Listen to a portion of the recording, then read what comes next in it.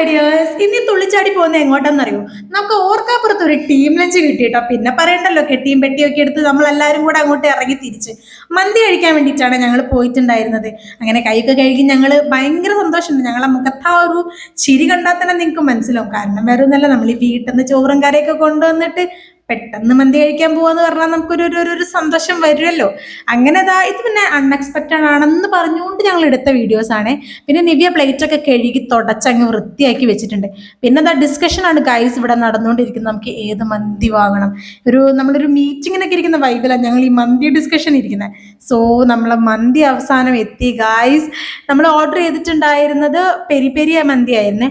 But നമുക്ക് ഭയങ്കര എന്താ പറയുക, നല്ല മസാല ഫ്ലേവർ ഒക്കെ ഉണ്ടായിരുന്ന ഒരു സൂപ്പർ ടേസ്റ്റി മന്തി ആയിരുന്നു. നമ്മൾ ഇതിന് മുന്നേ ഇവിടുന്ന് കഴിച്ചത് വെച്ച് നോക്കുമ്പോൾ ഭയങ്കര ടേസ്റ്റ് ഉണ്ട് ഈ ഒരു തവണത്തെ ഫുഡിന് കേട്ടോ. അങ്ങനെ ഫുഡെല്ലാം കൂടെ ആസ്വദിച്ച് അങ്ങ് കഴിച്ചത് അവസാനത്തെ എല്ലും കടിച്ചിറക്കിയിട്ടാണ് ഞങ്ങൾ അവിടുന്ന് ഇറങ്ങിയിട്ടുണ്ടായിരുന്നത്.